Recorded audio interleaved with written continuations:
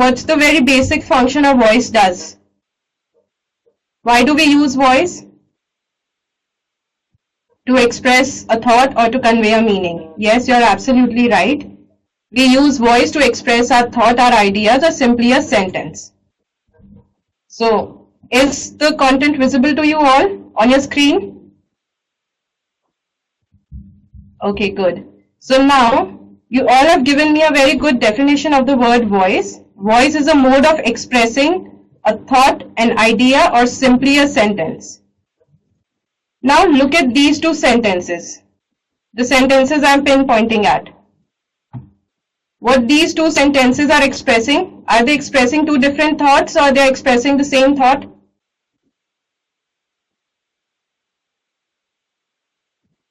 What these two sentences doing? Yes, Dinesh, they are expressing the same thought. So what's the difference then? Why the same thought is written in two different forms? Any idea? Okay, no worries, Dinesh. I'll let you know. Let us look at the first sentence. The girl is singing the song. And look at the second sentence now. The song is sung by the girl. What's the subject in the first sentence? Can you identify the subject in the first sentence? Yes, Suruchi, you're right. The girl is the subject in the first sentence. And is the girl performing any kind of action over here? Or if I have to change my question, if I say, why the girl has been said as the subject of the given sentence? Yes, the girl is performing the action of singing. So, we can say that the main function of a subject in a sentence is that it performs an action. So, therefore, here the girl is the subject because it is performing the action of singing. The girl is singing the song. Now, look at the second sentence. The song is sung by the girl. What's the subject in the second sentence? Can you identify the subject in the second sentence? The song. Okay. Now, can you tell me if the song is also performing any kind of action? Is the song also singing the song? No. The song is not singing the song. The song is sung by the girl. Here, if you look at over here, the girl has been treated as the object in the second sentence, which was used as the subject in the first sentence.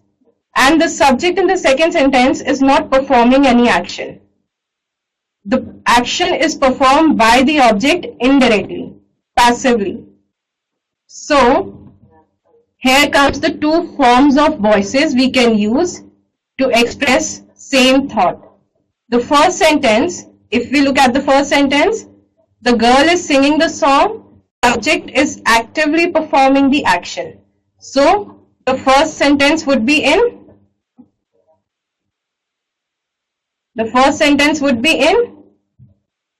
active voice. And what about the second sentence? As you all have told me that in the second sentence the subject is not performing the action, but the action is performed by the object indirectly or passively. So the second sentence would be in, yes Sammy, you're absolutely right. The second sentence is in passive voice.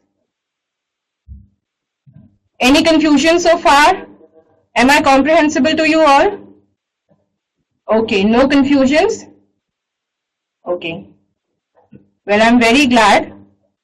Now, let us look at the definition of the two forms of voices.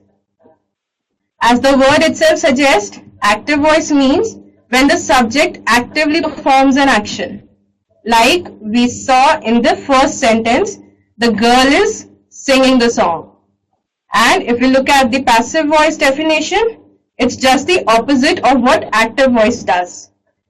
A sentence in passive voice shows that the action is performed on the subject by something else. The object performs the action, not the subject. Here something else would be the girl and the subject is the song over which the action is performed. Any confusions? Any doubts? Okay. So, shall I move forward? Okay. Thank you. Here comes the images. Can you see the image here? The image I'm pinpointing at? Can you see anything happening over this image? What's the first thought that clicks in your mind if you see this image? Yes, John, planting. And Suruchi says she saw a girl in this image. Okay. Yes, Sammy, you're right. A girl is planting. So the subject would be, if I look at this image, what would be the subject over here? Who is performing the action? Yes, John. Yes, Suruchi, you're right. The girl is performing the action, and so she would be the subject in the sentence. And what action she is performing? What action she is performing? Yes, Dinesh, you are right. She is performing the action of planting. So now can you frame a sentence in active voice for this image? Yes, John, you are right. The girl is planting a plant. Good. That means you people are understanding it. The girl is putting a plant. Which word is more apt, Sammy? Putting or planting? Is she putting a plant or is she placing a plant somewhere else? Yes, Sammy, she is planting a plant. Now look at the second image. Can you identify the subject over here? Can you see anyone performing any kind of action over here? The plant. Is the plant performing any action, Suruchi?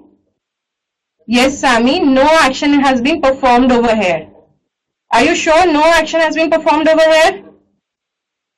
How did the plant come over here? John is not sure. Okay. Can you see anyone performing any action?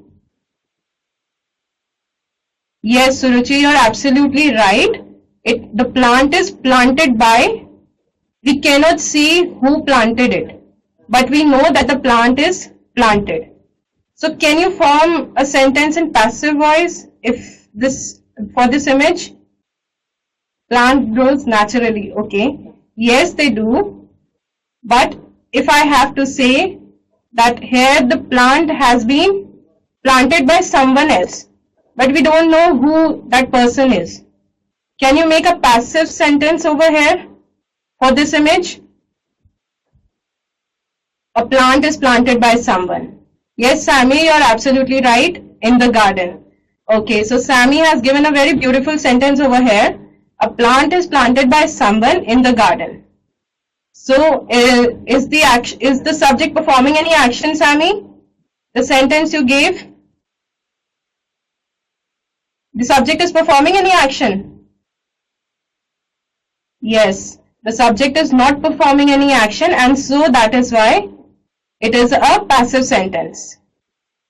Any confusion so far? Are you sure?